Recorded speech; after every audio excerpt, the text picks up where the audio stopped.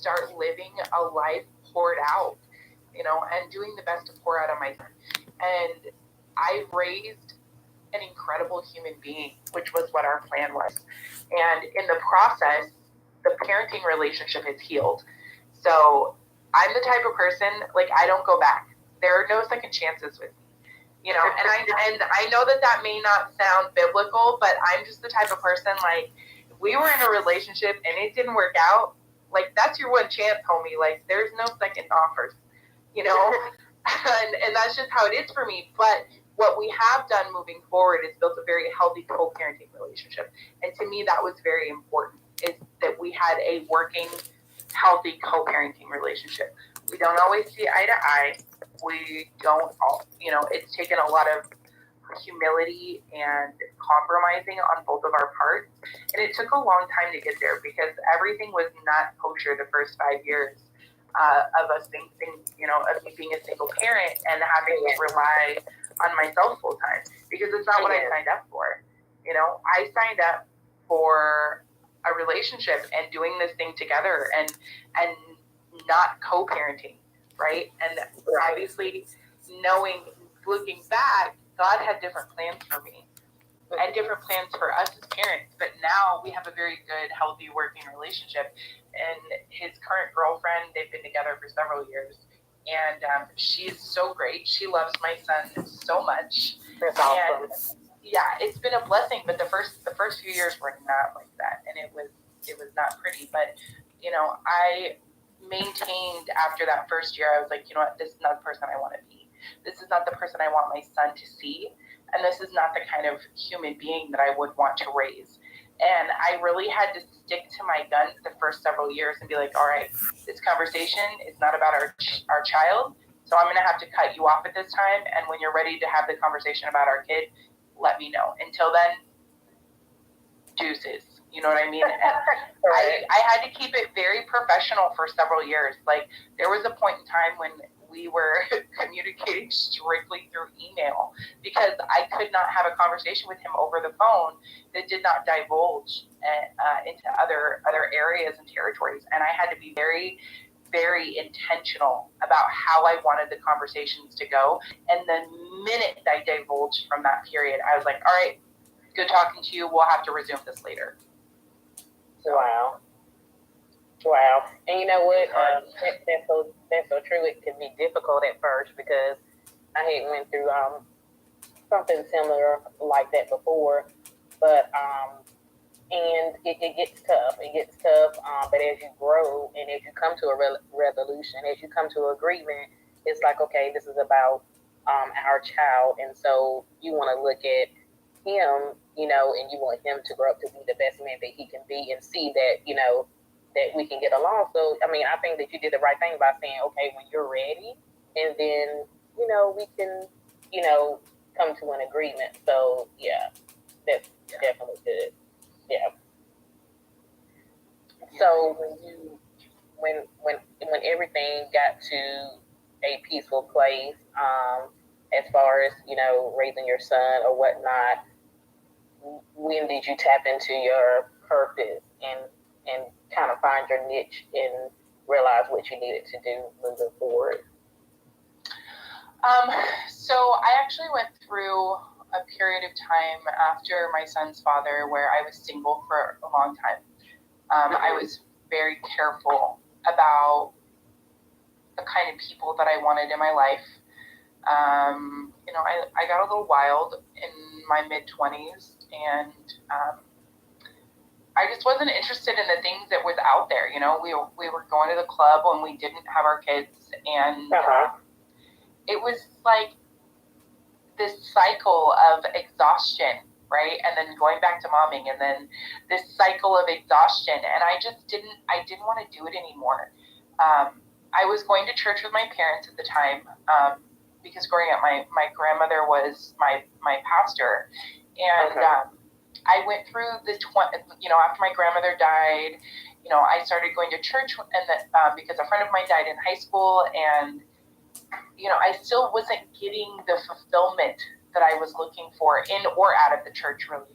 And So in my mid-20s, like my parents wanted to start going to this local church that my grandmother had gone to when she wasn't preaching, and so my parents were very particular about where they wanted to go. And I started paying attention, and I think that as adults, there's a period of time where we go from believing in God because our parents told us it's the right thing to do to having to make that decision for ourselves. And exactly. When I started learning to hear from God for myself, I think is when things really started to change. I was probably about 26 years old. My son was 2.5, 3 years old. And I went through a horrific breakup. It was worse than with his dad. It was very unhealthy. It was a very unhealthy relationship to begin with. And I wanted more. I wanted more of God, and there was a word that came across the pulpit that spring, early summer. And it's so funny because whenever I would go on dates and stuff, like I would tell them, like, listen, like I'm a nice girl. Like I believe in fairy tales. Don't break it, And my sister would tell people that too, like growing up, like she believes in fairy tales. Like she is a good girl. Like stay away from her. And so she would like warn men off me. She told my son's dad the same thing, like, don't break it. She believes in fairy tales, and if you break it, I'm going to break your face. And just, it was funny because the word that came, I had been praying and praying and praying. I was in a dark place. Like I was on antidepressants. I was, going through this intense depression. I was hiding from my family other than going to church on Sundays. Like I wasn't talking really to anyone. And, it was a dark period for me. I was going through a lot, and I still that need and that push for more was there, right? I'd lost my job. I'd recently gotten a new job. I had to take a huge step down, but it was an increase in pay, and so it was like, is the pay worth it to have less responsibility? Like I don't know, like because I was really fulfilled, even though I wasn't making much money in being a coach. And I started kind of this journey of learning to be a leader after I became a single mother, because it put me in a role, just to kind of back up a little bit, it put me in a role financially to have to make more money.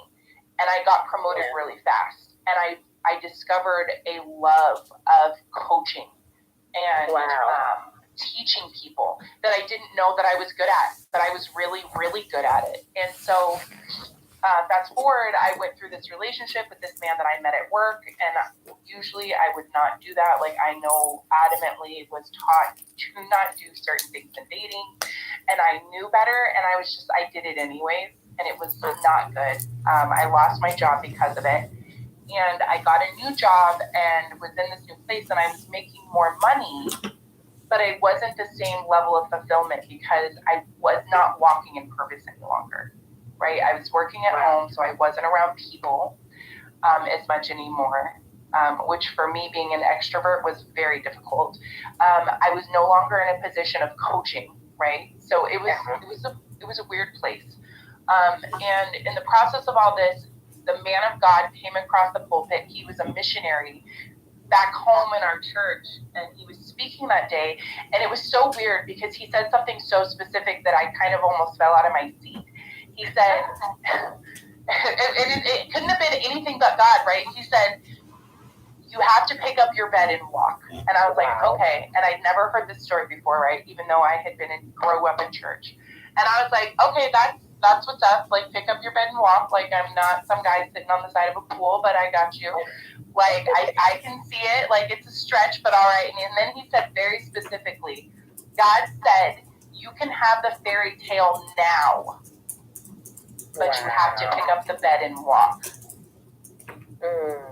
I fell out of I almost fell out. I was like, oh. And it was crazy because within a week, I asked him to leave, and my whole life started changing. I found out that summer my mom had cancer, and she could have died. But by the grace of God, they found it so early, they were able to do 2 emergency surgeries back to back. and then after that, like, by divine appointment, I don't know, I ended up in a completely different city. And it's so weird, like, right? Like, if you're not from the area, you don't really know the rivalry of the cities of Seattle and Tacoma. But people that are from Seattle, we don't go to Tacoma. Like, it's like this unwritten rule, right? That you just don't go to Tacoma. And I moved to Tacoma. I don't know, because I had joined this church and then never went back. And this is where this church was. And so by a fluke, I ended up moving to Tacoma. My dad was like, "What are you doing? Like, we don't go to Tacoma." Like, my car broke down. He had to take me to a dentist appointment. And he was like, "We don't go to Tacoma. Like, what are you doing out here? I'm lost." And I'm like, man, bro, I don't even know. But I guess I'm going to have to call and reschedule my appointment. Like, it was crazy, right?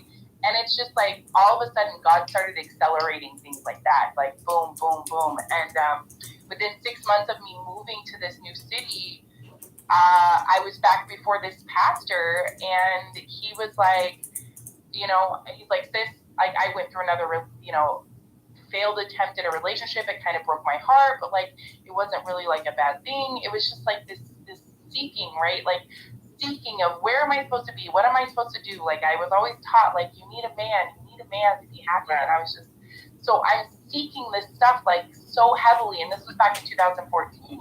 And so I go back to church early that year, and within 2 to 3 months, we're sitting there, and he gives out a call for ministry, and I'm looking around like, all right, that's what's up, like, that's so cool, right? And I'm looking around like at the people raising their hands, and he said very specifically, this is not just for people who feel they are called to be a minister, right? And I'm thinking, I'm too young for that, like, whatever, he's not talking to me.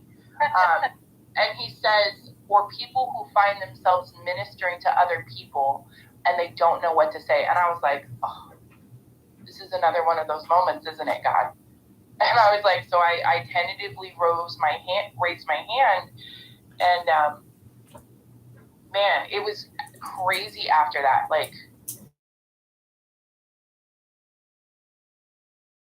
the acceleration that took place, that was early spring of 2014, and then within a year and a half, I went through such intense spiritual training that it was the equivalent of having a 4-year degree in ministry.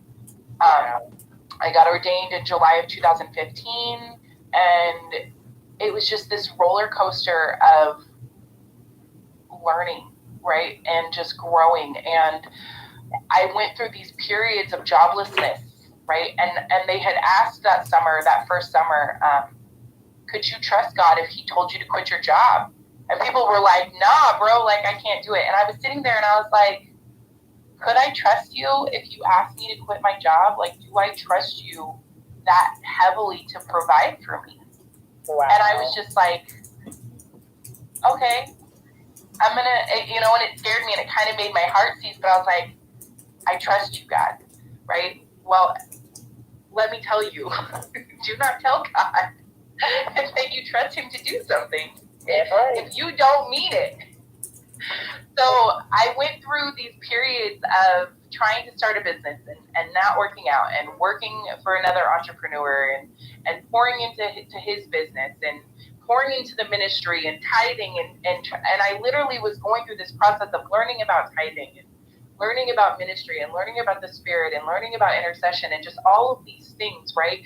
And it's like everything I had done before was so, like, my resume is all over the place. Like, if you looked at my resume, you would just be like, sis, can you pick something and stick to it?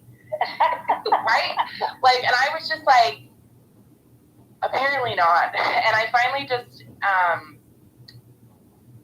in this process, right? Like, I was just like, all right, like, I'm really gonna try to do this thing. And this was back in 2016 when I first started in the financial industry, and my life just kept falling apart, right? My relationships falling apart, my friendships falling apart, my jobs falling apart. And I was just like, Lord, what are you doing? And he just kept asking me, do you trust me? And I was like, yes, God, I trust you, God. But, like, can you help us to stay out? Like, what are you doing? And it was crazy, right? And so I ended up getting through this process. I got licensed. I got through my first financial licensing back then. And my car broke down. I was back dating that guy that I was told to leave in 2013. And I just lost everything again. Like, I would go through these periods of breakups and I would lose everything. And I'm just like, I'm tired of losing stuff, right? And so I was just like, man, my parents are back living with me. Like, they're freaking out because we need to pay rent. My mom broke her leg, and so she could not afford to pay the bills in order for me to do full-time ministry anymore. And my mom just came to me and she's like, you have got to do something because you're not making enough steady income. And now I'm going to be out of work for 3 months because I broke my leg, right? And I was just like, oh my God, okay, like, Lord, I don't know what to do. And right, so I got this job. I prayed very specifically, Lord, I need something that I can work from home, right? I need to be able to be home in case my mom needs me. I need to be home in case my son needs me. I cannot afford daycare. I don't have a new car. Like, God, you got to bring through something. And so I ended up going through and working in the travel industry. I was in the travel industry for 3 years. Wow. As we all know, COVID crashed that. Yes. And so in the process of all this, I'm just like, you know, our company kept going, and I'm like, okay, Lord, I know that it is a matter of time before layoffs start. They're trying to stay afloat. They're doing everything they can. But it was like, it hit our company specifically hard. And I was just like, I know it's coming, God. Like, what do I do, right? So I had a significant amount of savings saved up because I expected it, right? Like, I saw it at the beginning of the year. Like, there were certain things that happened within our company, and I was just like, okay, I see it. I'm praying. I'm staying prayerful. You know, I was listening. And I was just like, all right, Lord, if I end up getting laid off, this is it. Like, we're going big or go home. Like, there's no other options. And I got to this point where I was like, all right, I don't think I'm supposed to work for somebody else. That's right. Like, when I looked back at my work history for the last 10 years, since my son was born, I have not been able to keep a job for longer than 2 to 3 years. And I was just like, but I have faithfully tithed since 2014. When I learned about how tithing is effective, I have been a faithful tither. You know, I had periods when I fell off a little bit, but for the most part, like, I'm a faithful giver. Like, that's one thing that my parents really instilled in me. They were not a tithing family, but we always gave. And we always were helping other people. And we had a culture of giving back in our home and our family. And so I was just like, all right, God, like, I got furloughed in May, and I was just like, this is what we're doing. So I had already had one business before COVID hit that I had been working on. I was in the process of developing a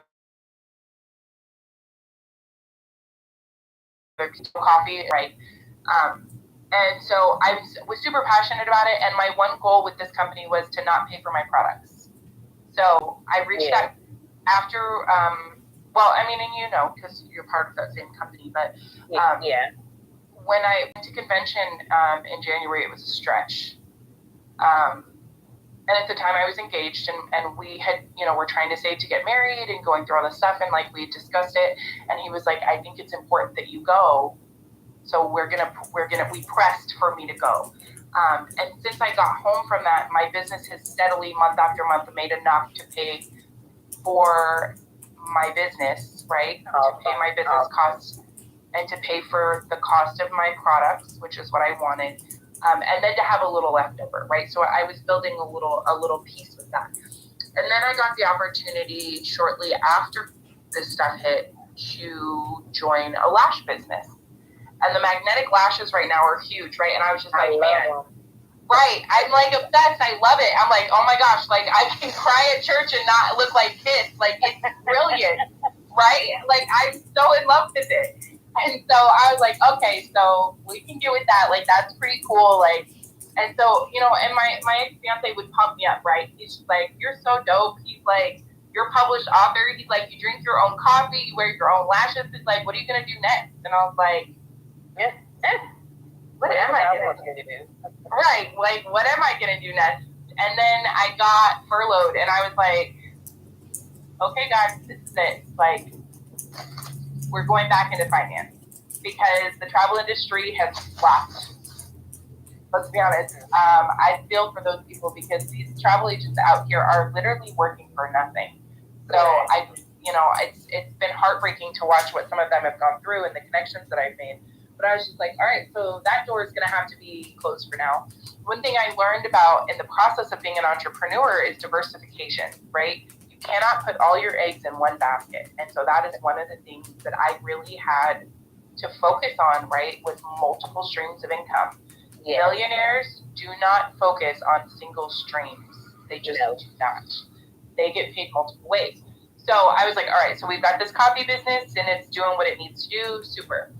We got this lash business and it's doing what it needs to do. Super. Like, I'll go back and revisit that in a little while. But right now, like, my focus primarily is just on the finance industry, right? And I am in the process of getting renewing my licenses that I let lapse. And then I will be fully licensed by November.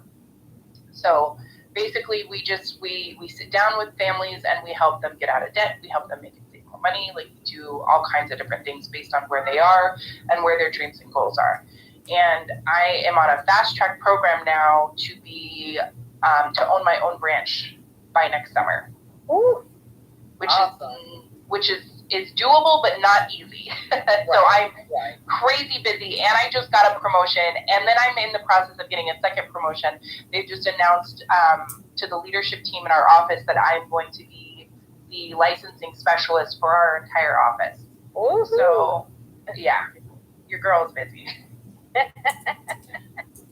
So God, that is awesome. That's awesome, Stephanie, because, at the beginning of the year, I just kept hearing multiple streams of income. And I'm like, okay, so, I had people say, well, oh, yeah, I see you as an entrepreneur. I was the one, I said this on my introduction of my podcast back in May. I was like, I am not the one to be trying to run no business.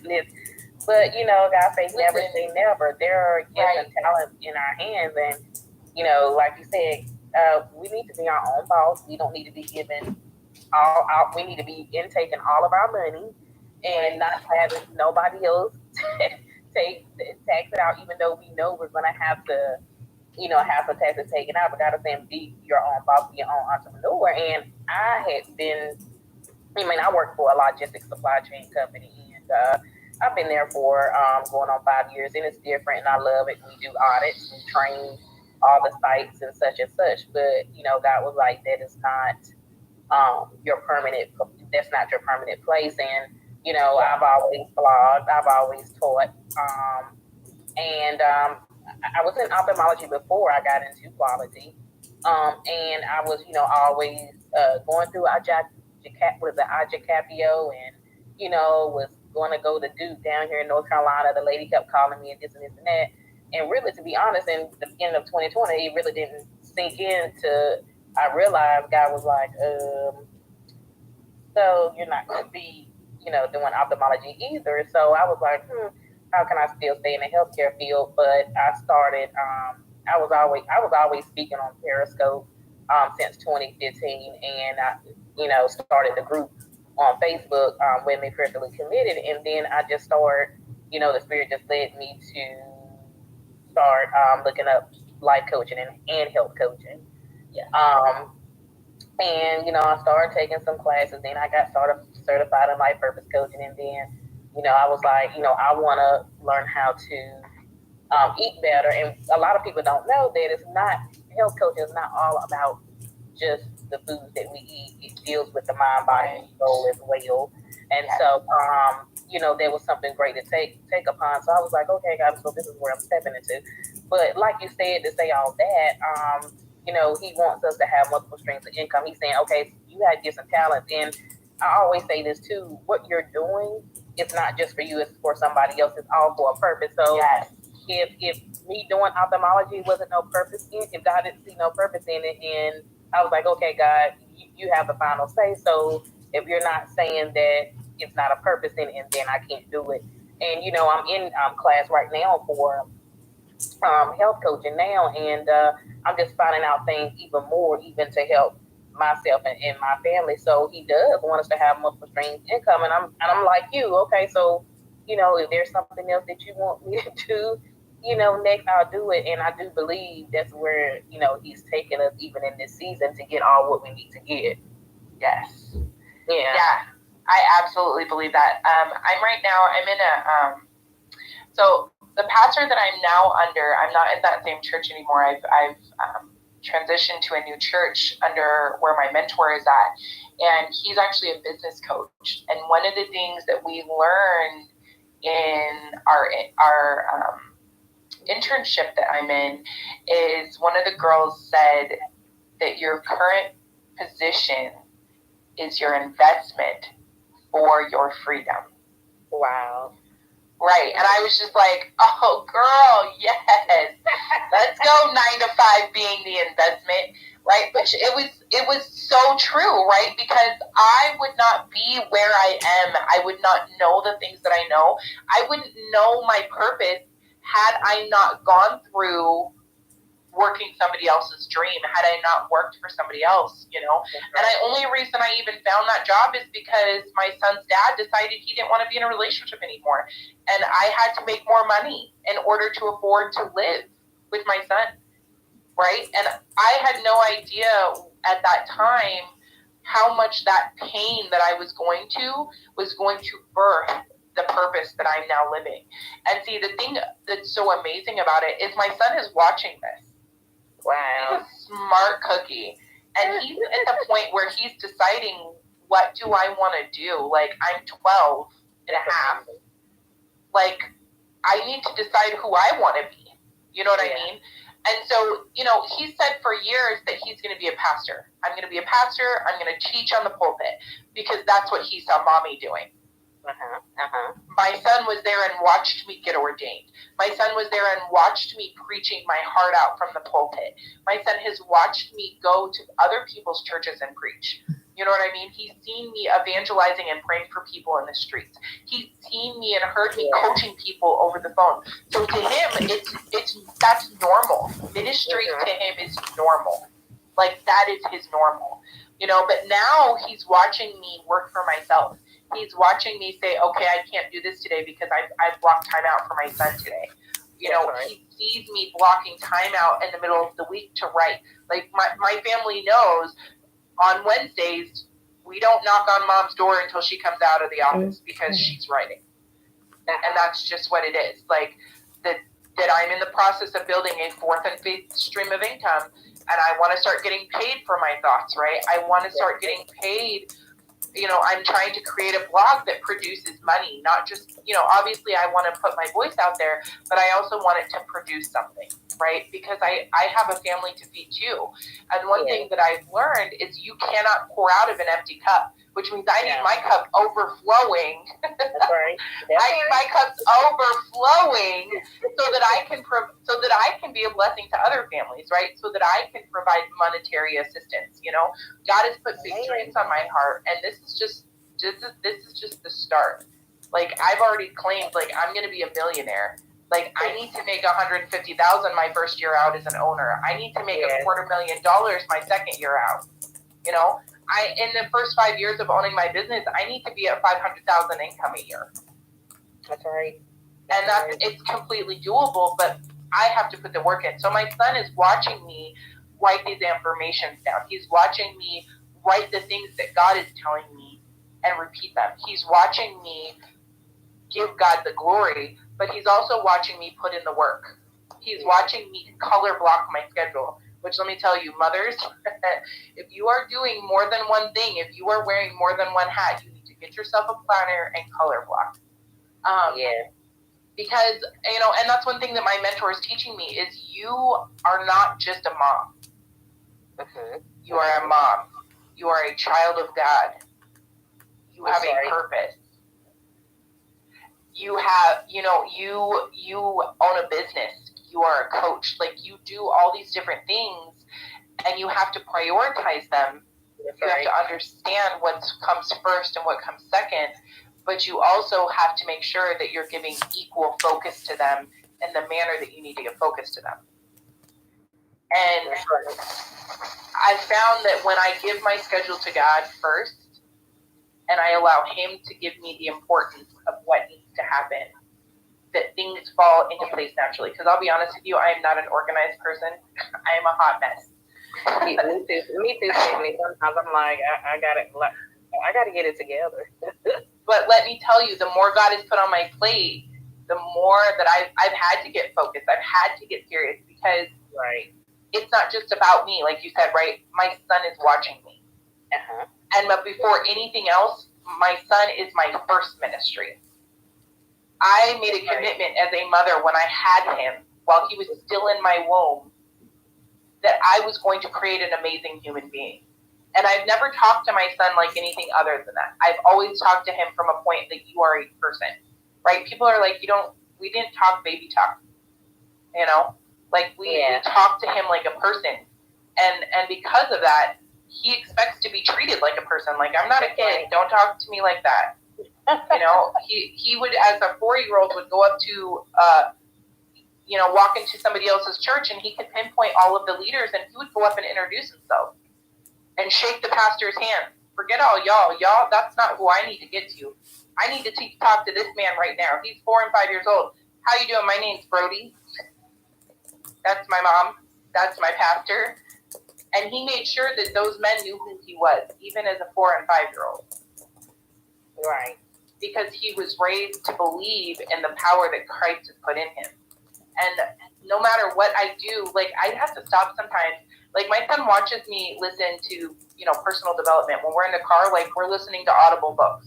We're listening to, the leaders in our companies talk about that. He has an understanding of the business, of the coffee business, and what it needs to get promoted. He has an understanding of my financial firm and what it takes for me to get from point A to point B to point C. He has an understanding, and he's paying attention, because he knows that someday he's going to be responsible for taking these businesses over. He knows how old he has to be to get licensed. He knows what he has to do and the legacy that he's going to receive, And it's not, before it was like, Mom, you're a weirdo. And now it's like, yeah, but weird people are rich. That's right. That's right. If the non-believers can do it, why can't we do it? Exactly, right? So everything I do, I have to tweak his thinking sometimes when he's been around people, the wrong kind of people. We have to tweak that thinking a bit, because he is 12, and he's susceptible to the things that are around him. But for the most part, like, he's watching what I do. And I think as a mother, like, it's very important, like, don't cut your kids out of that part of it. Include them. Because they're watching what you do, right? Mm-hmm. That's how we change the next generation.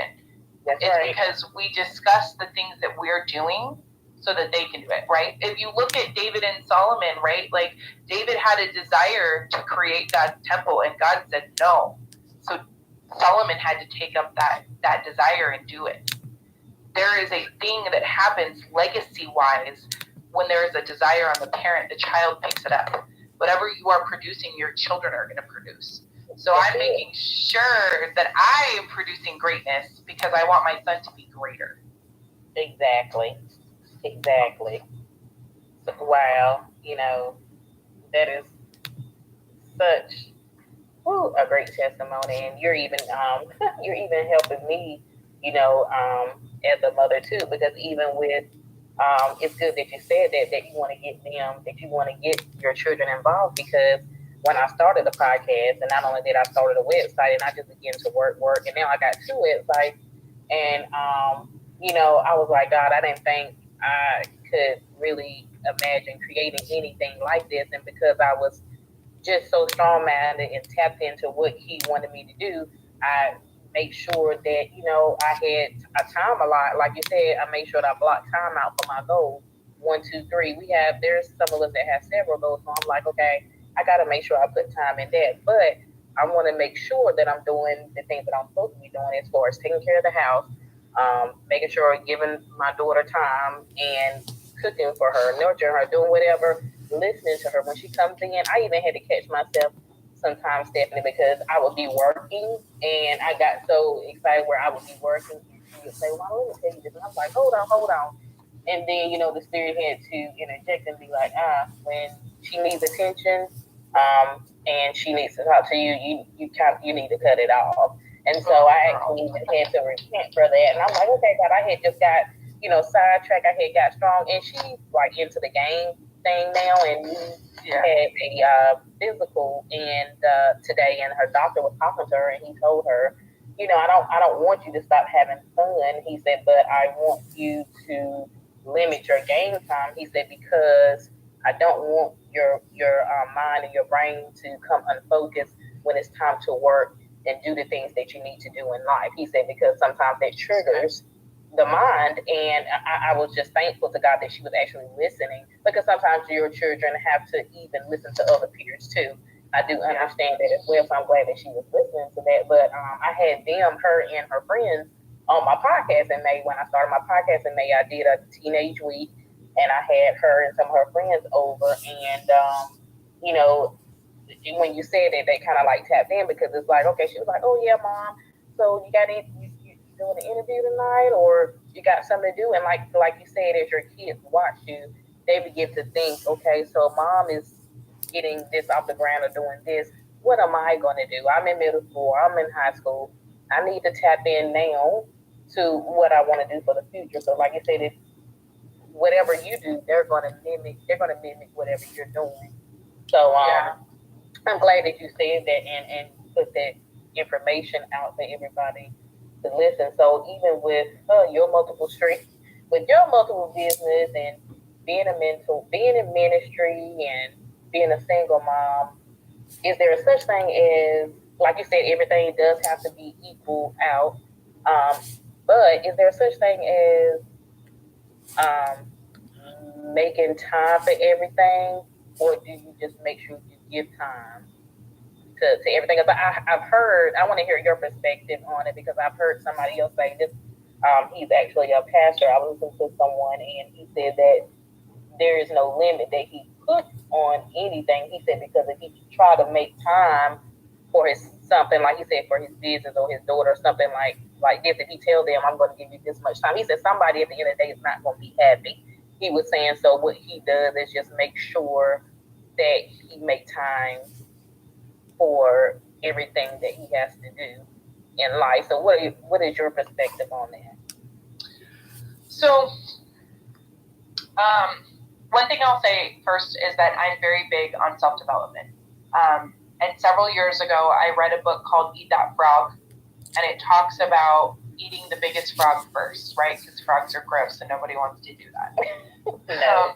And if you take care of the biggest thing, and that means take care of what is going to be more income producing first, then the other things will fall into place. But here's the trick. That to-do list that you have is never going to get done. Wow. And you have to learn to be okay with it. Mm-hmm. And which is why you get your income producing things done first. Wow. And I have always tried to focus I give 80% of my focus to things that are income producing. Now, having said that, I recognize as a minister that income cannot be more important than God. That's true. Because income is a resource, but God is the source. Yeah. And that's one thing that they're really pushing hard right now in our ministry is, in our prayer time, in our intercession time, is the resource is great, but don't get so caught up like the business world is, right, of these resource mentalities without recognizing who the source is. Because every good thing comes from God. Yeah. And God told me that everything I am doing is to make sure that my son becomes who he's supposed to be. And I can't ever lose perspective of that. Now, having said that, one of the things that I really had to switch about my own parenting was I grew up with a lot of resentment towards my mom, because I would see my mom putting out so much of herself to people outside of the family. And it's like she would come home and there was nothing left for us. And it made me really angry growing up. Because I was raised by a predominantly single mom. Like I had a stepdad in the home, but it wasn't the same. And one of the things that I really wanted to make sure as a mother that I did not do was make my son feel less than. And I have to say, I haven't always been great at that. You know, I'm not perfect by any means. My kid has his own issues that we have to work through and pray about and what have you, especially dealing with testosterone. Good Lord, be glad you have a girl. I know they joke about teenage girls going through hormonal changes, but man, let me tell you, like, as a woman, I feel like I'm equipped to deal with that. I was not ready for a boy. Like, he was so great up until we hit like 11, and then it was just like, are you the Hulk? Like, who are you? Like, anyways, I digress, right? I read another book a couple of back in 2016 that was passed around my office called "Keep Your Love On" by Danny Silk, who is a pastor from who is branched off from Bethel, and the way he explains your circle is so powerful, and he breaks it down in a manner of how to give out what based on where people sit in your circle, right? And what was so profound to me is that God should always be the center. It doesn't matter if you're married. It doesn't matter if you have children. It doesn't matter. God should always be your center. And then how those circles branch out from there depends on where you are, right? So we all have, you know, people have best friends or whatever, right? But here's the thing. And then, you know, or if you're married, your best friend is your husband or wife, and you have your children, and you have your friends, and then you have your acquaintances, and then you have people outside of that. And it breaks it down in such a thorough way of the level of love and resource that you give out to each of those circles. Hey everybody, thanks for tuning in. I was playing a episode from the season 1 podcast when it was WC to Life podcast. You can go to Podbean or Apple to listen to some of the season 1 episodes. Thank you guys for tuning in. We will be celebrating. I will be back live at 6 p.m. with one of my dear sisters and friends, Rachel Joe Walker. So you want to head on over. So everybody else on Wisdom and all of the other platforms, head over to our live YouTube channel, and we will be back to talk about episodes, talk about life while we are celebrating 3-year anniversary. So see you soon.